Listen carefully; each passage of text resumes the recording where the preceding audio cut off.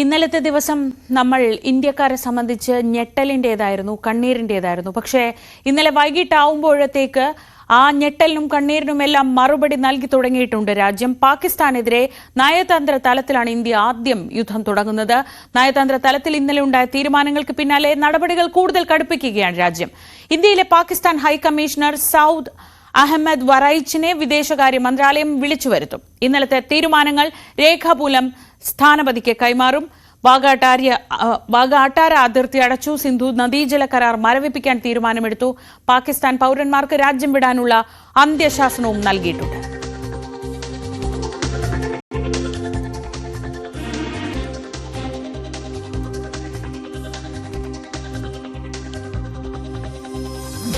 The seriousness of this terrorist attack, the CCS decided upon the following measures. 1. The Indus Waters Treaty of 1960 will be held in abeyance with immediate effect until Pakistan credibly and irrevocably abjures its support for cross-border terrorism. The integrated checkpost Atari will be closed with immediate effect.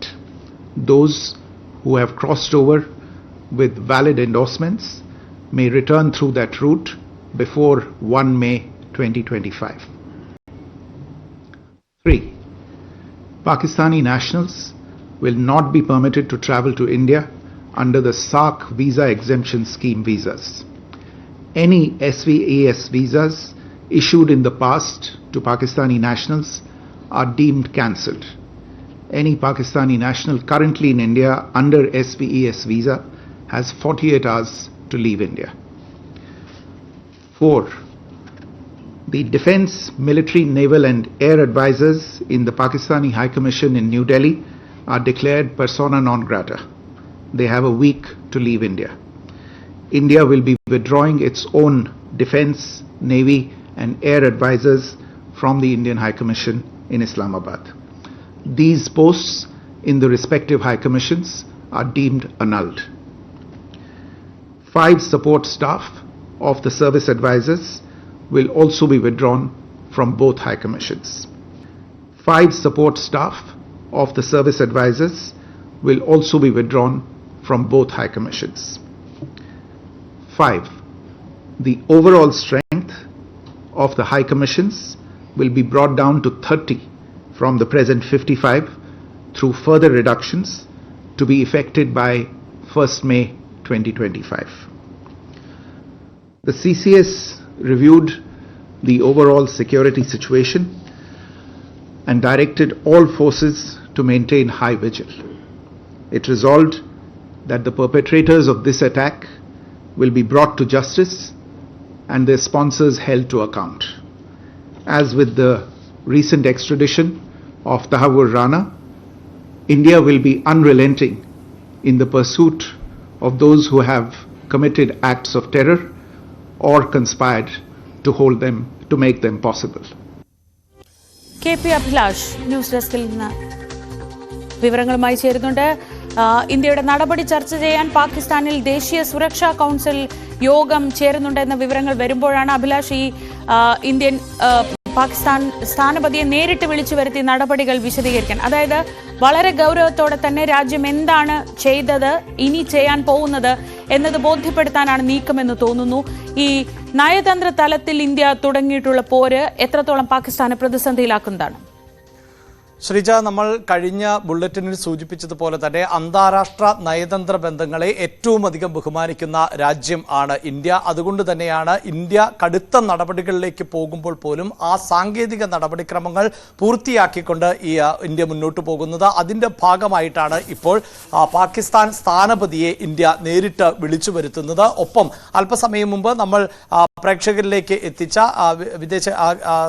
വിദേശകാര്യ സെക്രട്ടറിയുടെ പ്രതികരണം പോലെ തന്നെ ആ പ്രധാനപ്പെട്ട തീരുമാനങ്ങൾ, അതായത് നയതന്ത്ര തലത്തിൽ ഇന്ത്യ സ്വീകരിച്ചിട്ടുള്ള വളരെ പ്രധാനപ്പെട്ട തീരുമാനങ്ങൾ ഔദ്യോഗികമായി തന്നെ പാകിസ്ഥാനെ അറിയിക്കും. അതിൽ ഏറ്റവും പ്രധാനപ്പെട്ട തീരുമാനങ്ങൾ എന്നത് നമ്മൾ സൂചിപ്പിക്കുന്ന പോലെ തന്നെ, അതായത് പാകിസ്ഥാൻ ഭീകരതയെ അവസാനിപ്പിക്കുന്നതുവരെ വളരെ തന്ത്രപ്രധാനമായ 1960 ഒപ്പുവെച്ച സിന്ധു നദീജല കരാർ മരവിപ്പിച്ചു നിർത്തും എന്നുള്ളതാണ് ഒരുപക്ഷെ ഇന്ത്യ ഇപ്പോൾ സ്വീകരിച്ച ഏറ്റവും കടുത്ത നയതന്ത്ര നടപടികളിൽ ഒന്നായി വേണം അതിനെ കണക്കാക്കാൻ. കാരണം 1960 ആണ് ഇങ്ങനെ ഒരു കരാറിൽ ഇന്ത്യയും പാകിസ്ഥാനും ഒപ്പുവെക്കുന്നത്. അതിനുശേഷം 65, 71 ഒക്കെ ഇന്ത്യയും പാകിസ്ഥാനും തമ്മിൽ യുദ്ധം ഉണ്ടായ സമയത്ത് പോലും ഈ ഉടമ്പടി നിലനിന്നിരുന്നു എന്നുള്ളതാണ്. അതായത് ഏഷ്യയിൽ തന്നെ 2 രാജ്യങ്ങൾ നദീജലം പങ്കുവെക്കുന്നതുമായി ബന്ധപ്പെട്ട ഏറ്റവും പ്രധാനപ്പെട്ട സമാധാന ഉടമ്പടികളിൽ ഒന്നുകൂടിയാണിത്. ഇതുവരെയും ഈ ഉടമ്പടിയിൽ ഏർപ്പെട്ടതിന് ശേഷം ഇതുവരെയും ഈ ഉടമ്പടി റദ്ദാക്കുകയോ മരവിപ്പിച്ചു നിർത്തുകയോ ഈ ഉടമ്പടിയുമായി ബന്ധപ്പെട്ട് ചില തർക്കങ്ങൾ ഉണ്ടായിട്ടുണ്ട് എന്നതിനപ്പുറത്ത് ഇത്രമേൽ കടുത്ത ഒരു നിലപാട് ഇന്ത്യ സ്വീകരിക്കുന്നത് ആദ്യമായിട്ടാണ്. ഇങ്ങനെ ഏറ്റവും മൂർച്ചയേറിയ നയതന്ത്ര നിലപാടുകൾ അടക്കം ഇന്ത്യ സ്വീകരിച്ച വിവരം ആണ് പ്രധാനമായും ഈ പാക് സ്ഥാനപതിയെ അറിയിക്കാൻ പോകുന്നത്. അതോടൊപ്പം തന്നെയാണ് ഈ നയതന്ത്ര ബന്ധങ്ങളിൽ ഏതൊക്കെ തരത്തിലുള്ള വിള്ളലുകൾ ഉണ്ടായാൽ പോലും അയൽ രാജ്യങ്ങൾ തമ്മിൽ നിലനിൽക്കുന്ന സൈനികപരമായ സൗഹൃദത്തിന്റെ കൂടി അടയാളം ആണ് ഈ അതിർത്തികൾ തുറന്നിടുക എന്നുള്ളത്. അതോടൊപ്പം തന്നെ നമുക്കറിയാം ദേശീയ പതാക താഴ്ത്തുന്ന ചടങ്ങ്, രാജ്യങ്ങൾ തമ്മിൽ റീറ്റിംഗ് ദ ബ്രിട്ടീഷ് പോലെയുള്ള ചടങ്ങുകൾ നടത്തുക എന്നുള്ളത്. അപ്പോൾ 2 രാജ്യങ്ങൾ തമ്മിലുള്ള നയതന്ത്ര ബന്ധത്തിൽ അത്രമേൽ വിള്ളൽ വീഴുമ്പോൾ മാത്രമാണ് ഈ അതിർത്തികൾ അടച്ചിടുന്ന നടപടികളിലേക്ക് കടക്കാറുള്ളത്. ആ നടപടിയും ഇന്ത്യ സ്വീകരിക്കുന്നു. അങ്ങനെ വാഗ അട്ടാരി അതിർത്തി പൂർണ്ണമായും അടയ്ക്കും എന്ന് ഇന്ത്യ തീരുമാനിച്ചിട്ടുണ്ട്. കൃത്യമായ രേഖകളോടെ അതിർത്തി കടന്നു വരുന്നവർക്ക് മെയ് 1 ഈ അതിർത്തി വിട്ടു പോകുവാനുള്ള അവസരമാണ് നൽകിയിട്ടുള്ളത്. മെയ് 1 ശേഷവും തുടരുകയാണ് എങ്കിൽ അതിനെ അനധികൃതമായി കണക്കാക്കും. അതായത് പാകിസ്ഥാനിലെ പൗരന്മാർ അനധികൃതമായി ഇന്ത്യയിൽ തുടരുന്നതായി കണക്കാക്കും. ഇക്കാര്യം ഔദ്യോഗികമായി തന്നെ ഇന്ത്യ പാകിസ്ഥാനെ അറിയിക്കും. മറ്റൊന്ന്, സാർക്ക് വിസ എക്സ്റ്റൻഷൻ സ്കീം വഴി പാക് പൗരത്വം ഉള്ളവർക്ക് അല്ലെങ്കിൽ പാക് പൗരന്മാർക്ക് നൽകിയിട്ടുള്ള വിസകൾ റദ്ദാക്കുന്നതുമായി ബന്ധപ്പെട്ട തീരുമാനമാണ്. അതും അങ്ങേയറ്റം കടുത്ത തീരുമാനങ്ങളിൽ ഒന്ന് തന്നെയാണ്. 48 മണിക്കൂറിനകം തന്നെ ഇത്തരത്തിൽ ഇന്ത്യയിൽ തുടരുന്ന പാക് പൗരന്മാർ രാജ്യം വിടണം എന്ന കടുത്ത ശാസന തന്നെയാണ് ഇന്ത്യ നൽകിയിട്ടുള്ളത്. സാധാരണ നമുക്കറിയാം ഇങ്ങനെ, അതായത് ഇത്രമേൽ സമയപരിധി കുറച്ച് നൽകാറില്ല. ഒരു പക്ഷേ 7 ദിവസത്തെ ഒരാഴ്ചത്തെയൊക്കെ സമയപരിധിയാണ് നൽകാറുള്ളത്. എങ്കിലും ഇന്ത്യ ഈ ഭീകരാക്രമണത്തെ അത്രമേൽ ഗൗരവത്തോടെ കണക്കാക്കുന്നു എന്നതുകൊണ്ട് തന്നെയാണ് പാക് പൗരന്മാർക്ക് കേവലം 48 മണിക്കൂർ മാത്രം സമയം അനുവദിച്ചിട്ടുള്ളത്. അതോടൊപ്പം തന്നെയാണ് ഈ അറ്റാഷമാരെ പുറത്താക്കിയിട്ടുള്ള നടപടി. പാകിസ്ഥാൻ ഹൈക്കമ്മീഷനിലെ അറ്റാഷമാരെ അടക്കം പുറത്താക്കിയിട്ടുണ്ട്. ഇവർക്ക് ഒരാഴ്ചത്തെ സമയം മാത്രമാണ് ഇന്ത്യ അനുവദിച്ചിട്ടുള്ളത്. ഡിഫൻസ് അറ്റാഷമാരെ, ഇസ്ലാമാബാദിലെ ഡിഫൻസ് അറ്റാഷമാരെ ഇന്ത്യ പിൻവലിക്കുന്ന സാഹചര്യം, അതായത് ഇന്ത്യയുടെ നയതന്ത്ര ഉദ്യോഗസ്ഥരെ ഇന്ത്യയിലേക്ക് തിരിച്ചു വിളിപ്പിക്കുന്ന സാഹചര്യം ഉണ്ടാകുന്നു. രാജ്യങ്ങൾ തമ്മിൽ ഇനി നിലനിൽക്കുന്നത് സാങ്കേതികമായ നയതന്ത്ര ബന്ധം മാത്രമായിരിക്കും എന്നുള്ളതാണ് എടുത്തു പറയേണ്ടത്. അതിനപ്പുറത്തുള്ള നയതന്ത്ര ബന്ധങ്ങൾ ഏതാണ്ട് വിച്ഛേദിക്കപ്പെട്ടിരിക്കുന്നു എന്നുള്ളതാണ്. അതുകൊണ്ട് തന്നെ ഈ നയതന്ത്ര ഉദ്യോഗസ്ഥരുടെ എണ്ണം, ഇരു രാജ്യങ്ങളിലെയും നയതന്ത്ര ഉദ്യോഗസ്ഥരുടെ എണ്ണം 55 എന്നത് 30 വെട്ടിച്ചുരുക്കുന്നു. ഇങ്ങനെ നയതന്ത്ര യുദ്ധം ഇന്ത്യ ആരംഭിച്ചു കഴിഞ്ഞിരിക്കുന്നു. ഇത് പക്ഷേ ഔദ്യോഗികമായി പാകിസ്ഥാനെ അറിയിക്കേണ്ടതുണ്ട്.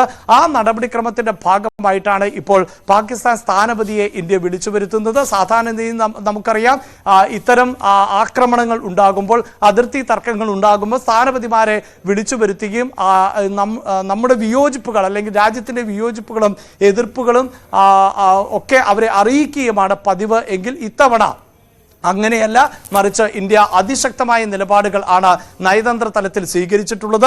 അതുമാത്രവുമല്ല, ഇതിലെടുത്തു പറയേണ്ടത് ശ്രീജ, ഇപ്പോൾ തന്നെ ലോകരാജ്യങ്ങളുടെ ഒരു പിന്തുണ ഇന്ത്യക്ക് ലഭിച്ചിട്ടുണ്ട്. പ്രത്യേകിച്ച് American vice president JD Vance ഇന്ത്യയിൽ സന്ദർശനം തുടരുന്നതിനിടയിലായിരുന്നു ഇങ്ങനെയൊരു ആക്രമണം ഉണ്ടാകുന്നത്. സൗദി അറേബ്യയിൽ ഇന്ത്യയുടെ പ്രധാനമന്ത്രി സന്ദർശനം നടത്തി. അങ്ങനെ സൗദിയുമായുള്ള ഊഷ്മളമായ ബന്ധം ഒരിക്കൽ കൂടി ഊട്ടിയുറപ്പിക്കുന്ന സമയത്തു കൂടിയാണ് ഇങ്ങനെയൊരു ആക്രമണം നടന്നത്. പിന്നീട് സൗദി സൗദിയിലെ സന്ദർശനം വെട്ടിച്ചുരുക്കി പ്രധാനമന്ത്രി ഇന്ത്യയിലേക്ക് വരുമ്പോൾ പാകിസ്ഥാനിലെ വ്യോമപാതയടക്കം ഉപേക്ഷിച്ചുകൊണ്ടാണ് മറ്റൊരു വ്യോമപാതയിലൂടെയാണ് ഇന്ത്യയിലേക്ക് തിരിച്ചെത്തിയത്. അങ്ങനെ മറ്റ് ലോകരാജ്യങ്ങളുടെ ഭാഗത്ത് നിന്നടക്കം ഇന്ത്യക്ക് പിന്തുണ ലഭിക്കുന്നു. ഏറ്റവും ഒടുവിലായി നമുക്കറിയാം ഈ ഖലിസ്ഥാൻ വാദവുമായി ബന്ധപ്പെട്ട് കാനഡ ഇന്ത്യ എന്ന രാജ്യവുമായി അകലം പാലിക്കുന്ന രാജ്യമാണ്. പക്ഷേ ഏറ്റവും ഒടുവിൽ കാനഡയ്ക്ക് പോലും ഈ ഭീകരാക്രമണത്തെ അപലപിക്കേണ്ടി വരുന്ന ഒരു സാഹചര്യമുണ്ട്. അപ്പോൾ